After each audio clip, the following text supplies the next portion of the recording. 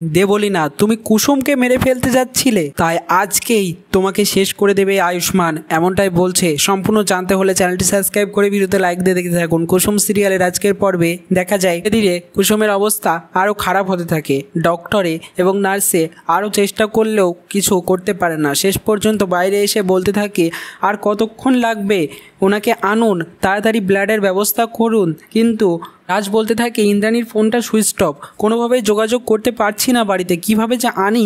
তখন আয়ুষ্মান বলে, আমি যাব, আমি গিয়ে মাকে নিয়ে আসছি, তুমি এদিকে সামলাও বাবা বলে আয়ুষ্মান চলে যায় বাড়িতে। এদিকে কুসুমের বাবা শঙ্কর খুব কাঁদতে থাকে এবং ঘন্টুও প্রার্থনা করে ঠাকুরের কাছে তার দিদিকে সুস্থ করে দেওয়ার জন্য। এদিকে ইন্দ্রাণীকে দুধের সঙ্গে ওষুধ মিশিয়ে খাইয়ে দেয় দেবলীনা, যাতে করে ইন্দ্রাণী ঘুমিয়ে পড়ে।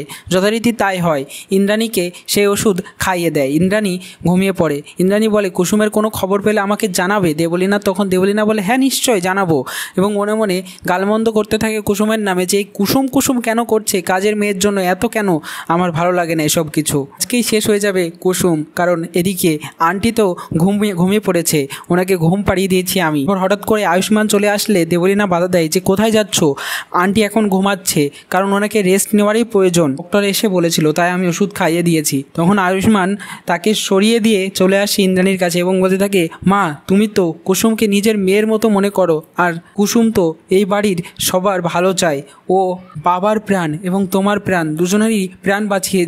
মেয়ের কাছে তো আমরা সবাই ঋণী, ওকে তো বাঁচাতেই হবে। আর শঙ্কর কাকার মেয়ের বলে কথা, ওকে যে করেই হোক বাঁচাতে হবে। তোমার রক্তের প্রয়োজন, তোমার ব্লাড হলে ওকে বাঁচানো যাবে, তোমাকে এক্ষুনি ওখানে যেতে হবে মা, প্লিজ ওঠো তুমি। তখন এদিকে ডক্টর এসে তাদেরকে আরও বলতে থাকে যে অবস্থা আরও ক্রিটিক্যাল, 30 মিনিটের মধ্যে কুসুমকে না নিয়ে আসতে পারলে ওকে বাঁচানো যাবে না, ইন্দ্রাণীকে আনানোর ব্যবস্থা করুন। তখন শান ফোন করে আয়ুষ্মানের কাছে এবং বলতে থাকে, ভাইদা তাড়াতাড়ি আনো মাকে, তাহলে যে আর বাঁচানো যাবে না জাদুকরকে।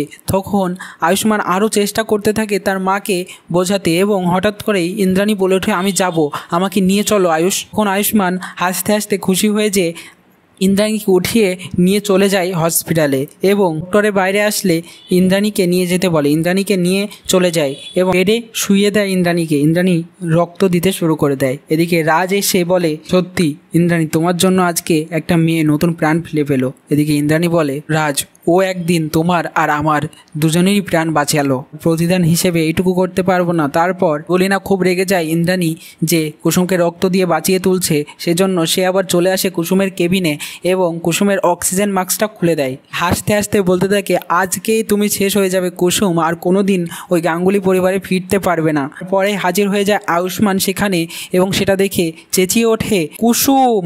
আর দেবলীনা, তুমি এখানে কি করছো? যদি কুসুমের কিছু হয়ে যায় তোমাকে আমি একদম ছাড়বো না, শেষ করে ফেলবো সব কিছু। কেমন লাগলো কমেন্টসে জানিয়ে এখনই সাবস্ক্রাইব করে নাও আমাদের ইউটিউব চ্যানেল। ধন্যবাদ সবাইকে।